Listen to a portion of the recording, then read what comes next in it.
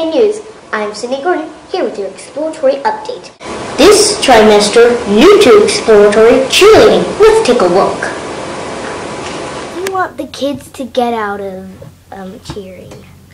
Well, cheerleading was something that I really enjoyed in high school, and it was something that was fun for me, and it was something that helped me to have spirit for my school. It was also a really good activity. So I thought that all of those things that are good about making it an activity for high school students would be good for elementary school students too.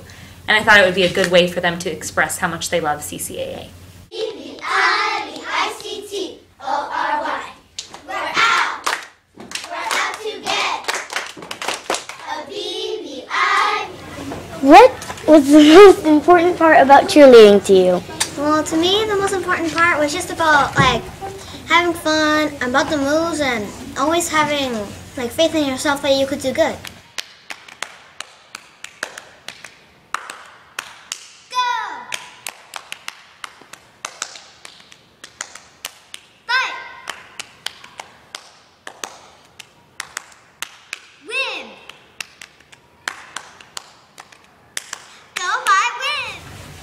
What did you learn from this experience? Well, I learned that in cheerleading, the most important thing is that you need to get sharp moves, otherwise people will just see you doing this.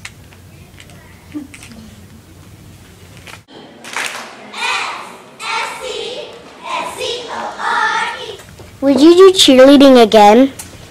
Yeah, because you just have so much fun doing it. CCAA sure got spirit and something to cheer about. Next week, join us for pie. I'm Cindy Gordon, and that was our exploratory update.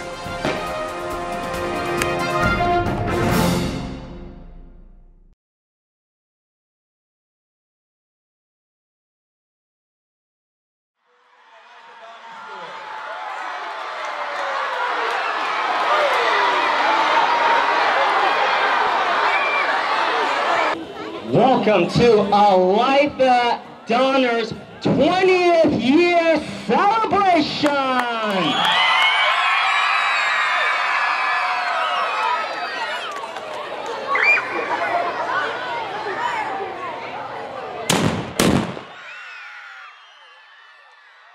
Today is the 20th anniversary of our school, and it falls on the same day as Olytha Donner's birthday, the person our school is named after. Olytha Donner was one of the children in the Donner Party who survived, and because of her heroism, her strength, that they named a school after her. So we decided, in memory of Olytha Donner, we'd do a whole station-wise thing and dress in Pioneer, since she was born in the Pioneers' days. And what are you guys doing in this event? In this event, there are many stations to represent how they lived in the olden times, in 1800s and around there. So there's this one Harmonatra place, and it's about music and how they danced and everything. And then there's another place, the butter making thing. It's how they made butter. It's it's a way of their life, because we make butter with machines and everything. They had to shake the whole thing. And then there's a movie on who Olytha Donner really was. And are you having fun so far? Yeah, it's pretty fun. I've been helping out classes, being interviewed many times, and it's the stations are pretty fun too.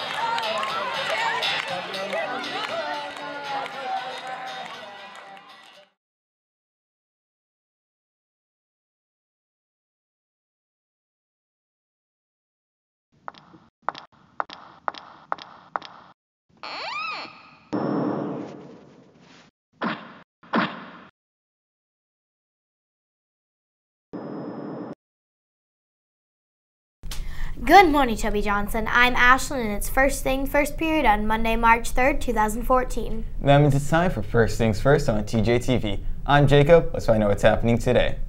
While the storms that slammed California last weekend dumped a lot of much-needed rain, experts say it's nowhere near enough to end our drought. Even with the storms this weekend, the seasonal rainfall total in Sacramento is still less than 50% of normal. The ongoing drought has some real consequences, not only for those of us in California, but across the world. Let's go to Serena to find out how the lack of water will impact our lives. California's Central Valley is the world's most productive agricultural region.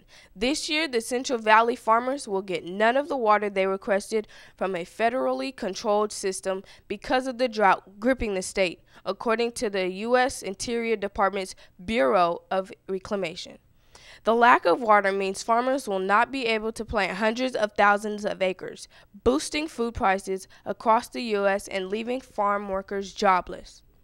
Serena, can you tell us who will be affected by this lack of water? Ashlyn, many people will be affected by the Bureau of Reclamation's decision. The farmers who will lose revenue, the workers who will lose their jobs, and of course our families who will be paying more for products grown in California. What types of products will be impacted?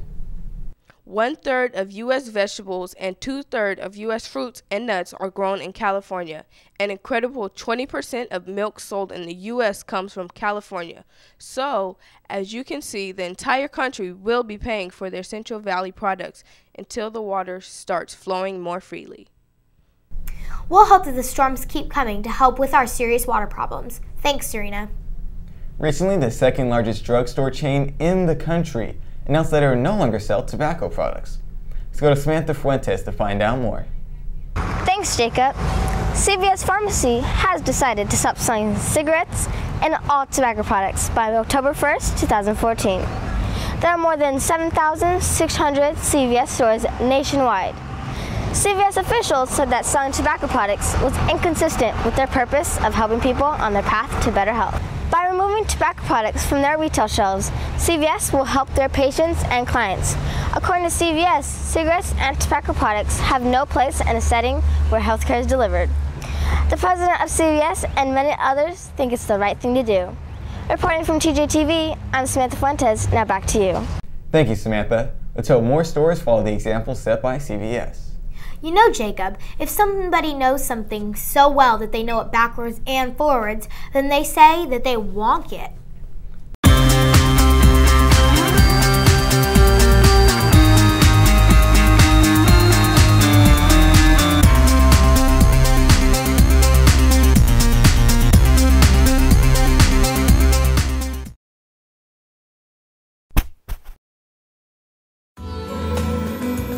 What am I?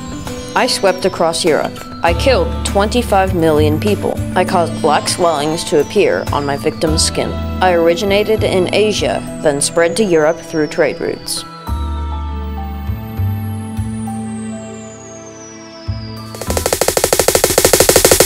If you answered the Black Death, then you wonk it. Well, how'd you do? Did you wonk it? Now let's get the 411 and what's happening on campus. Hey Toby, Taylor here with the 411. Nightmare on Puberty Street is coming to our school. Enjoy this special assembly this Wednesday. 7th graders interested in being in the Honors Science 8 course next year need to pick up an application in Student Services. It must be filled out completely and turned in at your course selection night tonight. Make sure to get your TA application into Student Services by March 4th because no late applications will be accepted. Next year's CGMS leadership students need to attend a quick but important meeting in MC6 from 3 o'clock to 3:20 this Thursday, March 6th. Are you ready to get your dance on? Come to the Disney-themed dance called The Happiest Dance on Earth on Friday, March 21st. This is the last dance of the year, so don't miss it. Come to dance, play games in the game room, and have pictures taken with your friends. We're agreeing to show your spirit and earn spirit points for your team on our next Spirit Day, Monday, March 17th, St. Patrick's Day. The spirit counts are close, so every student makes a difference. Now you got the 411. I'm Taylor, now back to you. Recently, the most direct route to our school, a local neighborhood street, has been closed to car and foot traffic due to complaints from the local residents. Let's go to Evan Gibbons to find out more. That's right, Ashlyn. I'm here at the intersection of Hewitt Way and Franklin High Road that has recently been closed to auto and foot traffic. The closure resulted from the efforts of local neighbors who signed a petition and took their concerns to the City Council, who voted to spend $20,000 to close Hewitt. The closure affects both Toby Johnson Middle School and Franklin High School students who no longer have direct access to their schools. Neighbors who live across the street said they were simply fed up with all the traffic coming through this area, trying to drop off their kids on this little street. Some say that the closure is also in response to the 2 students who were hit by cars near the 2 schools in the last 5 years. Some parents and students are angered by this because it makes getting to school very difficult. According to Deputy Phillips, there are also some upsides to the closure of Hewitt Way. The upside is that it's prevented parents from parking in the neighborhood and creating a traffic congestion in that area. Additional concerns have resulted from the students who have been jumping the fence because they do not want to walk all the way around. This poses a safety hazard to the very students the closure is supposed to protect. I'm Evan reporting from Hewitt Way. Back to you. Thanks, Evan. Let's hope that the road closure will help improve student safety. In club news, if you like to play Minecraft, then you'll want to come to the Franklin Community Library on Wednesday, March 5th at 3:30 p.m. to build your own constructions in this 3D gaming world. Registration is required. Check out the library's webpage on the School Loop for more information. Are you interested in participating in representing our school at the Sacramento County Lip Sync Contest? Come to Club Live at 2:50 today in MH11. World Cooking Club members, sign up for the breakfast meeting this Wednesday, March 5th from 8:30 to 9 before school in MF4. Well, that's it for today's show. We hope you've enjoyed this episode of First Things First on TJTV. I'm Jacob. And I'm Ashlyn. Have a great day.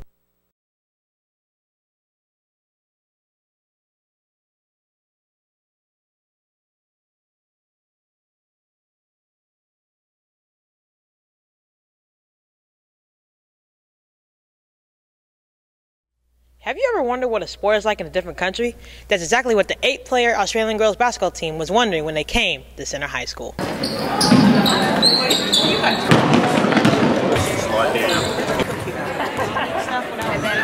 This team was only put together for our American trip.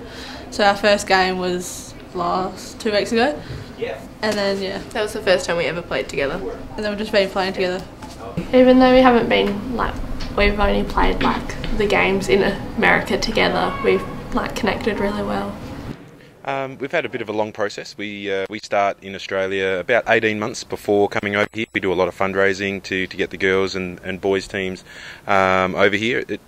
We raise about probably $60,000. It's been really, really cool, seeing all the things that we've seen on TV, like the Santa Monica Pier and that, we see it on TV and then we come here, we're actually here at Santa Monica, so it's really weird. It's really hard because we've been to such cold places and then we've came here and it's a lot warmer, and just changing to hot and cold weather is pretty tiring as well. Yeah.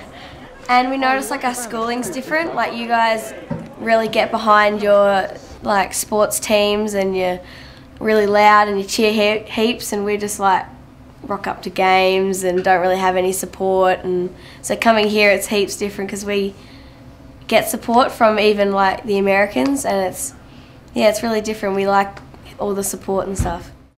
We've noticed that in Australia we're very multicultural, so we hear a lot of different accents, and we notice every time we go to different towns they haven't heard our accent at all. So we find that heaps different to you guys. And no, we don't ride kangaroos to school. We do not live in the desert. We have houses and we have electricity. We have a mobile phone. Yes, and we do drive cars. I don't know if we'll play together as a team when we go back to Australia, but hopefully we have some success in this tournament.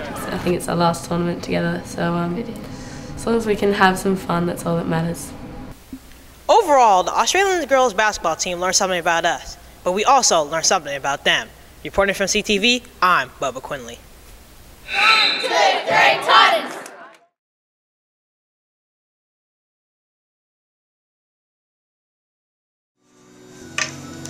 I don't understand this. when you're struggling with your work, a partner can be just what you need. This is how you do it. Now I get it.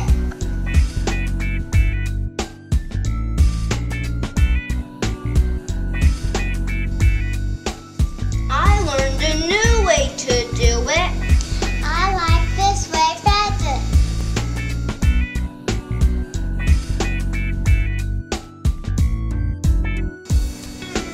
So if I draw 6 sticks and cross out 2, that 6 minus 2 equals 4.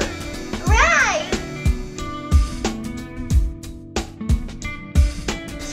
So, when you're struggling with your work, find a partner.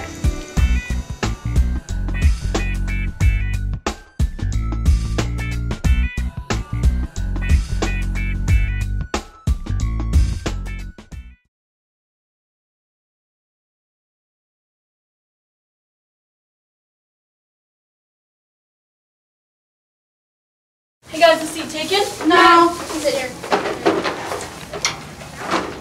Yeah, you want to hurry up? Sweet.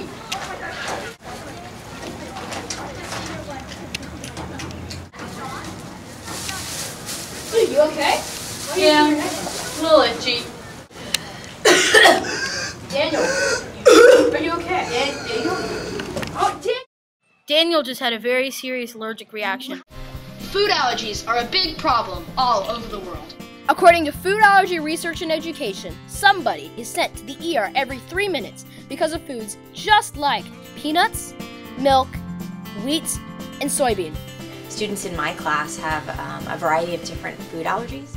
For this school year, I have a total of 4 out of 25 students that have food allergies in my classroom. 15 million Americans have food allergies. So, what are food allergies? And how do they work? Food allergies are a disease in which the immune system mistakes certain foods, such as maybe milk or soy or wheat, as a virus. When the immune system tries to attack it, it releases certain chemicals that then make the blood vessels expand, and like the big blood vessel in your neck, it'll expand so you can't breathe. There has been a 50% increase in food allergies since 1997. Teens and young adults are more prone to severe allergy attacks. 90% of all food or allergic reactions happen from milk, eggs, peanuts, tree nuts, soy, wheat, fish, and shellfish. There is no widespread cure for food allergies. Is there any way for someone with food allergies to survive an attack? Fortunately, there is. The EpiPen. And an EpiPen, when you inject that into your leg, it releases epinephrine, which is pretty much pure adrenaline. The adrenaline then calms down your vessels and forces them to constrict.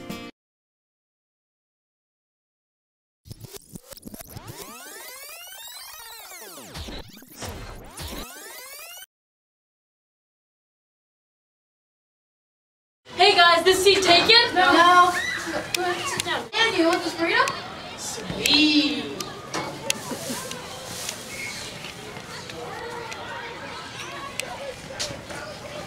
Andy, you doing okay? Yeah, a little itchy. Sure.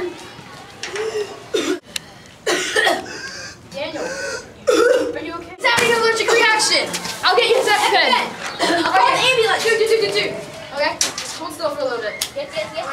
I'm injecting his epinephrine, okay? Good. Call the ambulance. We're going. Come on. The office is right over here. Let's go, dude.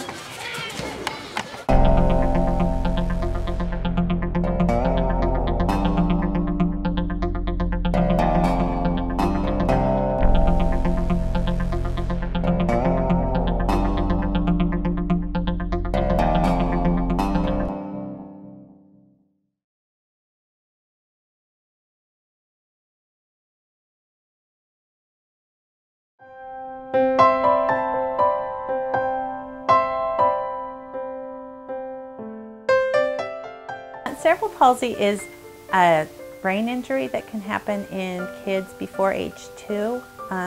Many times it's caused by trauma, like bleeding in the brain during birth or soon after. Or in Macy's case, it was caused most likely by a virus I had while pregnant. This affects my daily life because it takes longer to get places. Also, it makes me have more responsibility because I have to help take care of her. So it takes longer to get places because we have to load her into the car, we have to load her wheelchair, then we have to unload her or unload her wheelchair. It's not necessarily different types of cerebral palsy, but with injuries, it could be, there's different degrees. There's some people who are affected just a little bit, like one arm or one leg that they have a little trouble with motor muscle control. In Macy's case, she has actually scar tissue in her whole brain from the virus. Symptoms are vary, but a lot of times they'll first notice something like babies aren't reaching their milestones, they're not sitting up when they're supposed to, or crawling or walking or that type of thing. Macy, we noticed she wasn't grabbing for objects and she wasn't holding her head up and sitting up. There isn't a cure for cerebral palsy, however, it also isn't a progressive disease, so it doesn't get worse. The good things are that it gives me a better perspective on life, makes me more compassionate and stuff, and it gives me a better look on people with disabilities. They are just normal kids, and they just, a lot of the kids with cerebral palsy might just have trouble moving their leg normally or moving their arms normal. You don't want to be stared at, just like anybody else wouldn't want to be stared at because they have a different haircut or different clothes. These kids, just because they can't walk normally or talk normal, they still want to be treated like a regular person.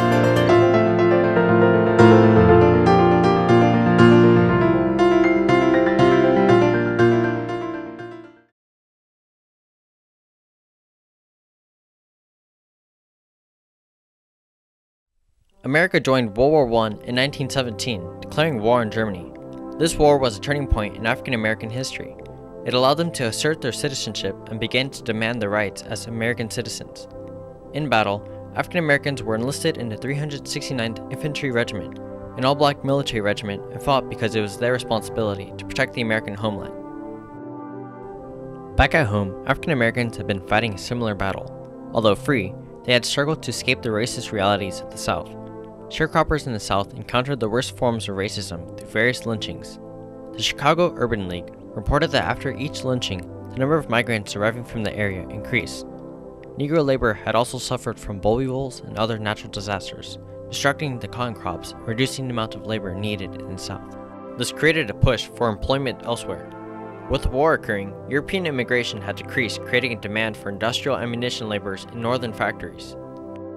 African Americans had moved out of the South and migrated up north in search of greater opportunities. This major demographic shift became known as the Great Migration. The phenomenon brought more than 7 million African Americans to the north. They settled in several locations including Cleveland, Pittsburgh, Detroit, Indianapolis, Cincinnati, and Chicago. One city in particular that had received the most attention was Harlem, a suburb community in New York, and this sparked the Harlem Renaissance.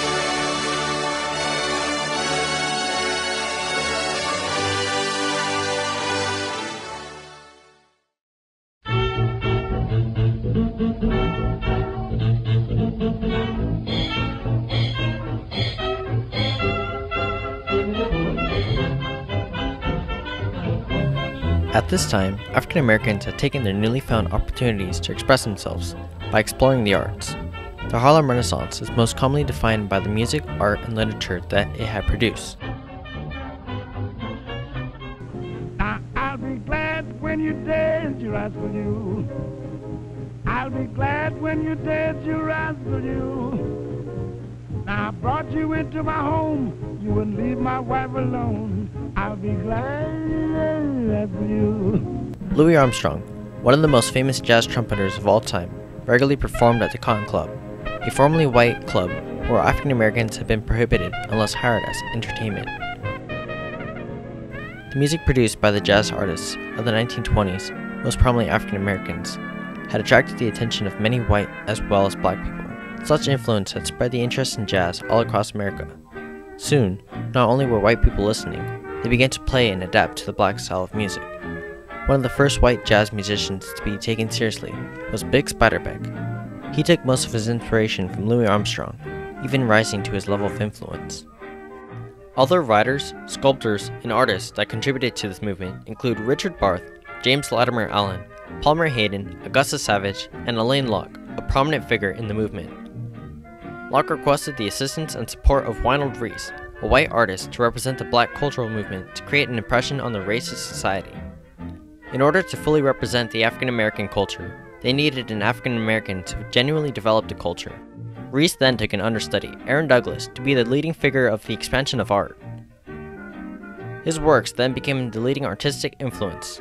Into Bondage was a popular piece along with aspects of a Negro life, from slavery to Reconstruction. These, along with many others, helped inspire African American responsibility. Aaron Douglas set an example for the race by displaying the capabilities of an African American and his ability to exercise the right to pursue happiness. On October 29, 1929, the stock market came crashing down on what was known as Black Tuesday, ending the Harlem Renaissance. This economic decline caused supporters of the black arts and culture to withdraw their encouragement. The people were struck with worries of their own and could no longer focus their attention on the promotion of black culture. The black artists could no longer find a secure income for their work due to the grim financial circumstances of their profession. The job opportunities presented in California lured many to migrate westward, bringing along with them their black culture. With the mark of the Great Depression, the Harlem Renaissance lost momentum. However, it was thanks to the black innovators of the era who held the responsibility to build a name for the race and inspire future generations. And while the Harlem Renaissance did not produce immediate outcomes to relieve the average Negro, they built something that would spark the African American identity for years to come and root itself into the identity of America today.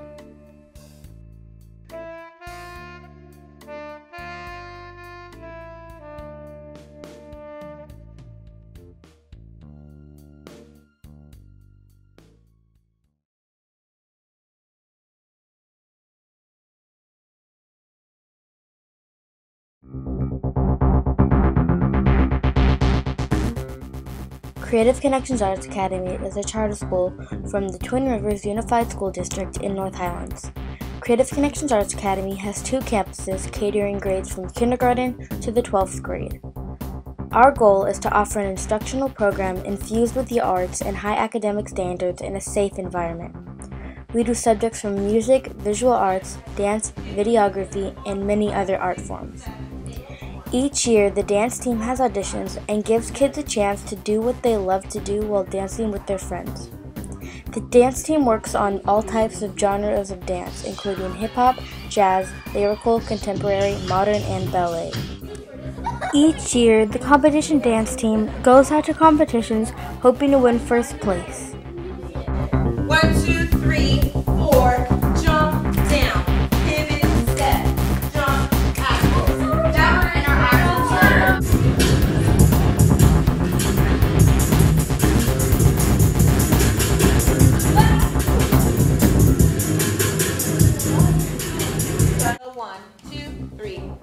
This is my second year of competition with CCAA, and I'm so excited to go up against other girls and boys and other dance companies in this competition. I think we'll bring it. Hi, my name's Bella, and this is my first year at dance company for CCAA, and I'm nervous about the competition because we're going against high schoolers, and it's really scary.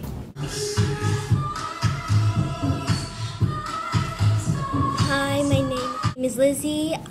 This is my first year doing dance competition, and I'm actually really excited to do this, and I hope I'll do good.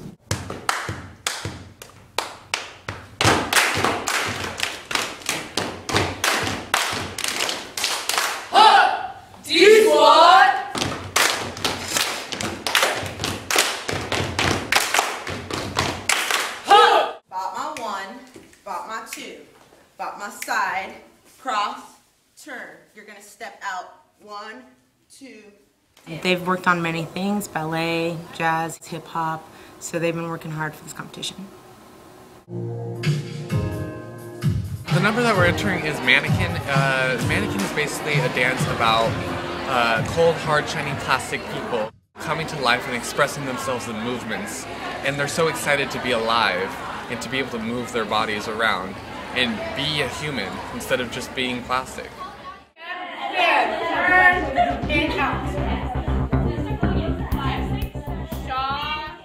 The dancers have been working really hard, and I think if we give it our all, well, then we will definitely place. 3, 4, 5, 6, 7, 8.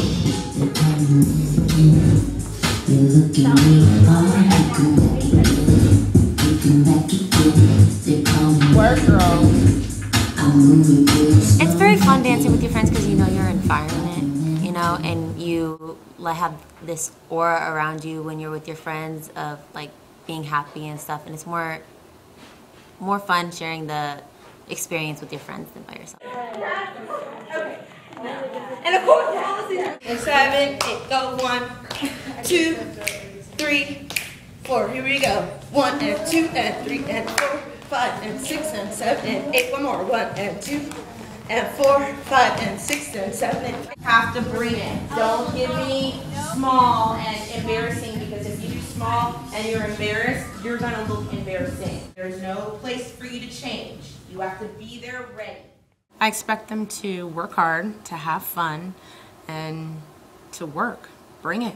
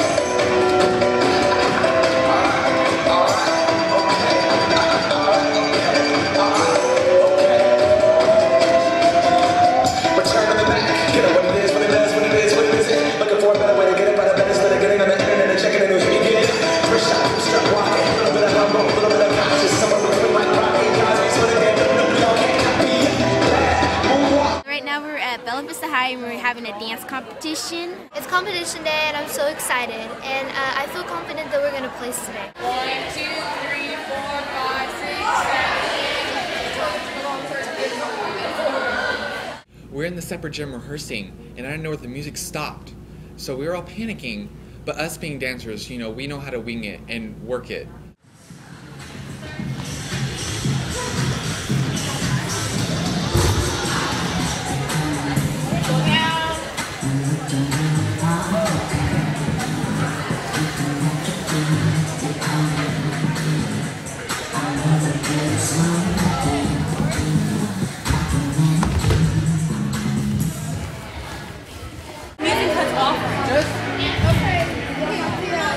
Before I went on stage, I felt really panicked because our music stopped working while we were practicing, but you know, the show must go on. So.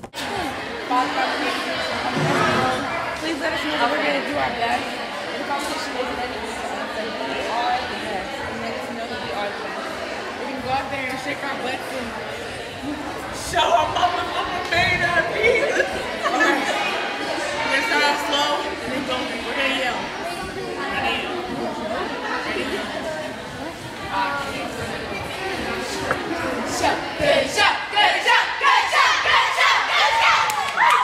Before I went on stage, I was really nervous, but I was excited and I knew that our team was ready to perform.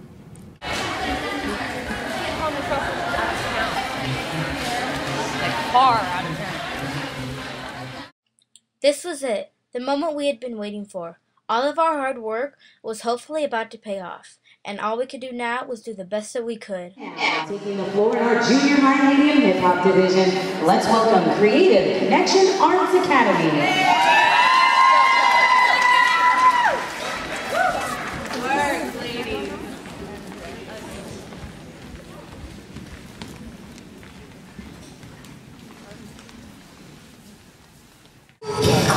They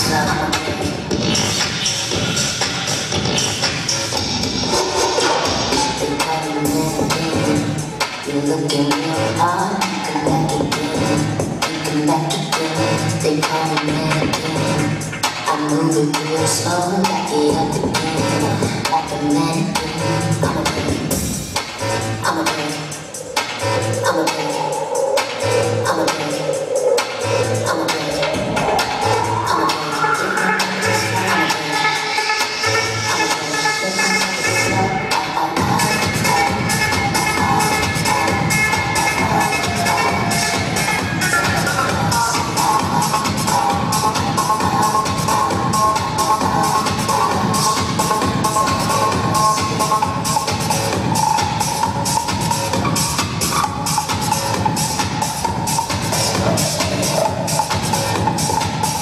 When we got there to the actual performance, to perform our dance at the competition, we hit it every single mark and the music continued, which gave us more energy to work harder.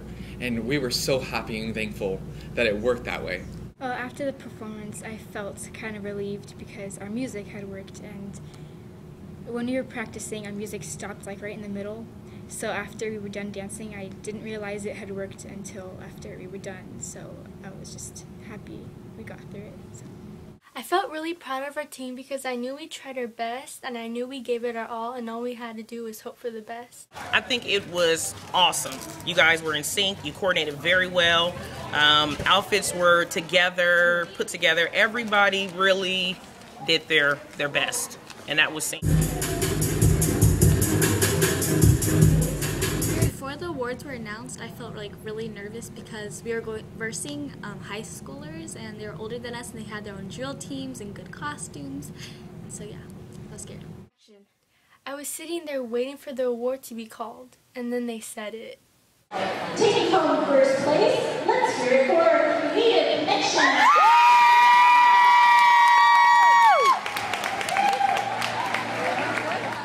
After we won first place, I was proud of us, and I was proud that we don't care what everybody else thinks of us, because everybody has different ways of dancing, and ours is unique, and I am proud of us. We did it. I was so proud of our team. We tried our best and we won first place. Next year I can't wait to go to more dance competitions and kick some butt. I feel proud to be part of the CCAA dance company because it's like a big family, because I've been with the dance company for like a long time, and you know it's really fun. Win or lose, the CCAA Dance Company will always be a family and will always be there for each other. We will be there to help each other and encourage each other on a bad day. I'm proud to call CCAA Dance Company my second family and a family that I can rely on. 5, 6, 7, 8.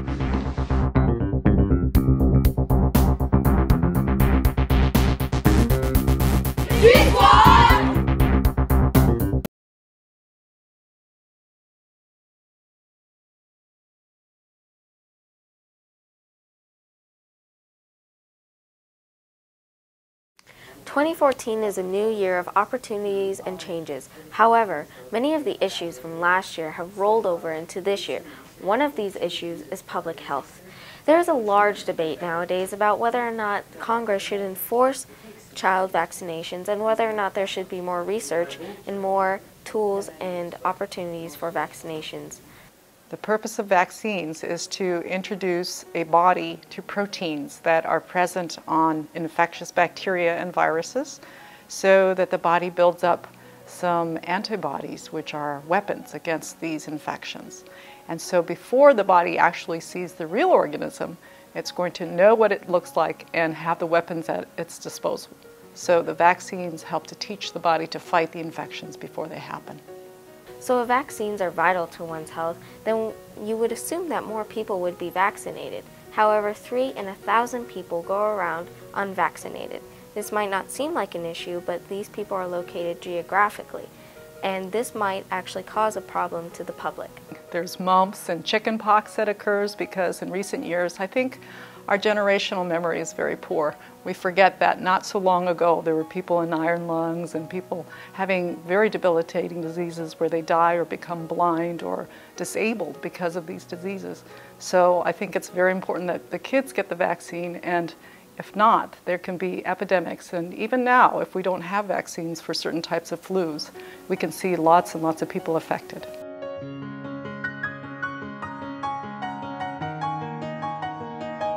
There's always risks to doing different kind of medical procedures, and I think you have to weigh the balance between the risk to a particular child and the benefits. For the vast majority of us, it really is to our benefit. For a certain few, people who are allergic to certain components of the vaccine, it's not ideal, or if they have very immunocompromised systems which can't fight against even just proteins, then that can be a problem. But I think in all, the doctors do take a look at each individual patient and see whether they're appropriate for a vaccine. One aspect of vaccination, which some people don't realize, is that we have a herd effect. In other words, we all live like a big herd of animals, and if most of us are vaccinated, we can protect those few who cannot be vaccinated because of their allergies. So unless we have that herd mostly vaccinated, we can't protect the really vulnerable people. So you're protecting yourself as well as others. There are thousands of flu viruses, thousands of strains of flu viruses, so every year there's a different flu virus that is the prevalent one, the one that they believe is going to be the risk for that year, and that's the flu vaccine for that year. But what can we say about the diseases that we don't have vaccines for? We've known about HIV, the HIV virus since 1983, and we still have no vaccine. You know, and it's a travesty, and it is a travesty. I'm not saying it's not. We have these new diseases like SARS and avian flu and swine flu, and why don't we have drugs? We need to have drugs that treat these things like right away. You know, we have this expectation. And I think that's fine, that's good, but then you look at a disease like malaria and it's like, well, God, we've had this for millennia. We've known how to treat it really well for at least a few hundred years. I mean, we discovered the first drug that works against malaria in the 1600s. So what can Congress do? How can we allow free will and still benefit the country with public health? Education about vaccines and about these deadly diseases that could actually cause large epidemics if we don't have vaccines. I think Congress putting lots of energy and support into the CDC's efforts to educate everyone is really important. I think our children are the ones who need to learn how important it is, and some of our older folks don't remember how bad it was. So I think getting the education out there is very important.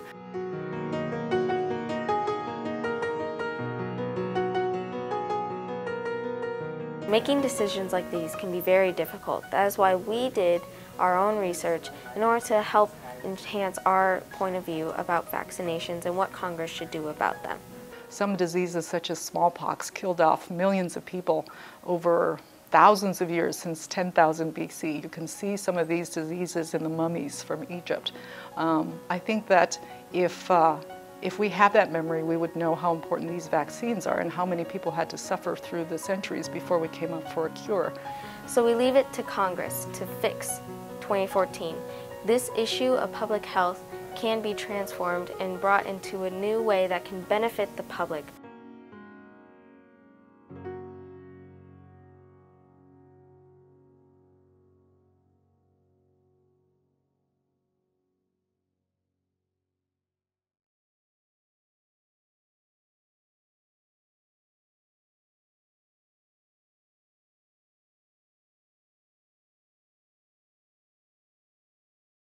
Ooh, I wonder what pi means.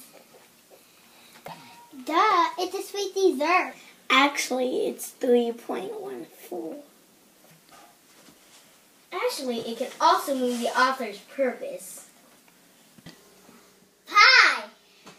I want pie! P, persuade, like in a magazine ad. Ooh, a new food. I'm gonna go buy it right now. This ad is so persuasive. I, informative. Like in the science book or on the internet. I need to find something for my butterfly report. Ooh, I found something. It's really informative. I better use this. E. Entertain. Reading for pleasure like Harry Potter. Wow, this is a really good book. I'm going to recommend this to everyone in my class. So when you need to remember author's purpose, just think of pie. P. Persuade. I. Inform. E. Entertain. Author's purpose, P-I-E.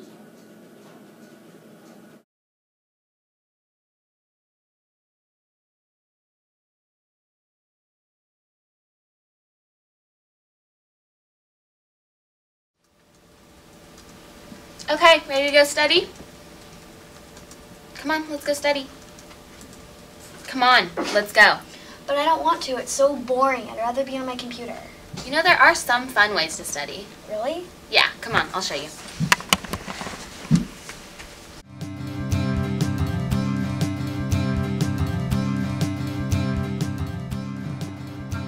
Using treats while studying is a great way to motivate yourself to work faster. The second way to study more efficiently is to use keywords or vocabulary words in games such as Pictionary, charades, or trivia with friends or peers. This is a fun way to memorize different terms and phrases. A third way to make studying easier for yourself is to highlight and color code notes and test papers. Then you can come back and you will already know the key term. Studying in intervals is the fourth way to study for long periods of time. Studies have shown this is one of the most useful ways of getting a good grade. Study for 20 minutes, then take a 5-minute break. And every third break is 10 minutes. This ensures you don't get too bored and can't focus. You would be surprised to know that your surroundings affect you while studying or doing homework. The fifth way to study isn't about technique, but more about concentration. If your surroundings include distractions like computers, games, phones, or anything else unrelated to your work, it should be moved or you should move. Study essentials include binder paper or graph paper, pens, pencils, highlighters, a calculator, textbooks, pencil sharpener, or anything else you might need to finish your homework. The last way to study is to set goals for yourself.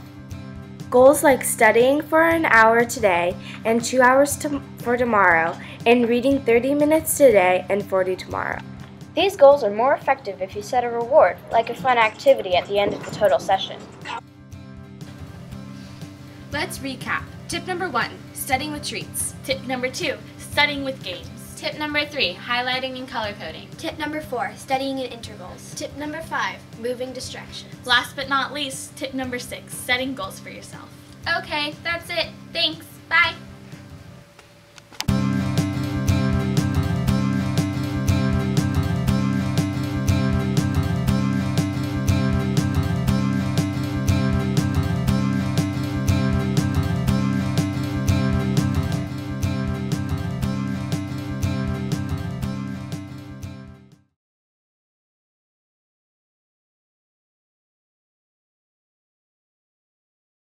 Hello, my name is Tristan Hayes. Now let's imagine we were in Japan. This is Japan. One of the first foods you will see here is onigiri, a traditional Japanese food, which is rice filled with a seafood filling surrounded by seaweed. Now, let's toss into my friends in the kitchen to see how to make this traditional Japanese food. Konnichiwa! My name's Connor, and I'm going to be cooking today. My name's Josh, and I'll be working the camera. And we're going to teach you how to make onigiri! Alright, and here are the ingredients right in front of me. So you'll need rice, water, salt, seaweed, mayo, and tuna. When you're done with your rice, take it out of the pressure cooker.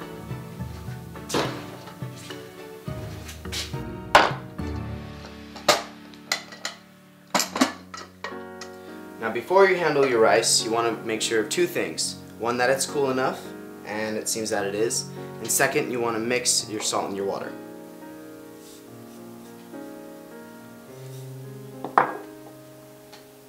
Alright, now you want to wet your hands with salt water so that your hands don't stick to the rice. Okay, and now you're ready to handle it. So you want to get about a fistful of rice, just enough to fill your palm. So to make the shape of your rice, you want to make an L shape with your fingers and just make the shape of a triangle. Now while I'm shaping the rice, Josh is going to be showing you how to make the tuna mix. Now, to make your tuna mix, you're going to be mixing your tuna together in a bowl with your mayonnaise.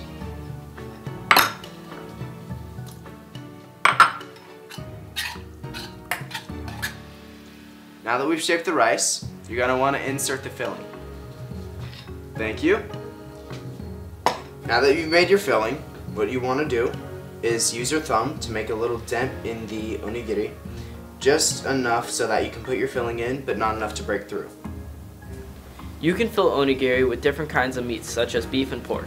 You can also fill onigiri with different kinds of vegetables and mayonnaise. Now, all you have to do is cover it with a little more rice. And now that we've done this, we just take strips of seaweed, like I already have here, and cover the onigiri.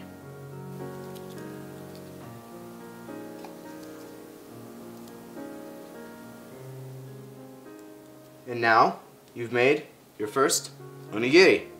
Hope you enjoyed. Now let's toss it back to the host. I love my job. I hope you all enjoyed our instructional video and have been inspired to make some traditional Japanese foods. Thanks for watching!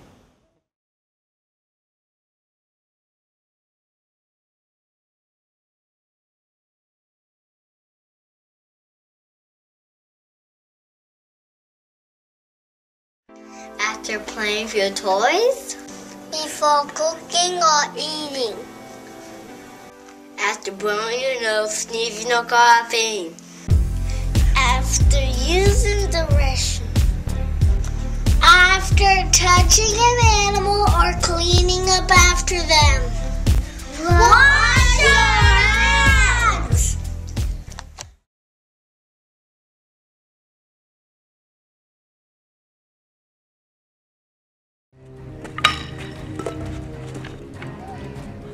Oh, wow. He can't even make it to first base. Oh, he smokes. You know what? I bet that his lungs are black, crippled, and very small. Smoking makes your teeth look very ugly.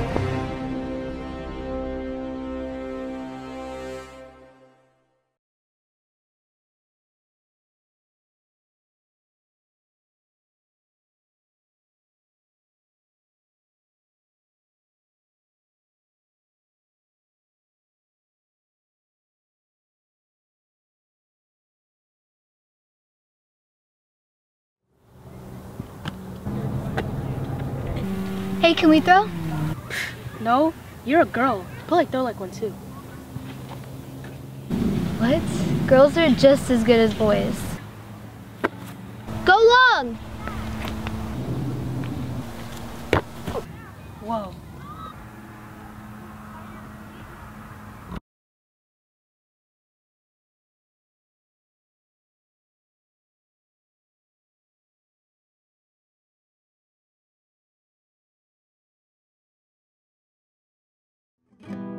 For me, it all started last night.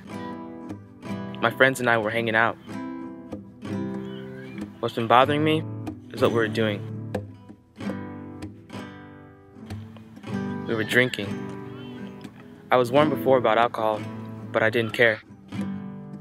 Last night was the first time I drank alcohol. And I haven't been able to stop since.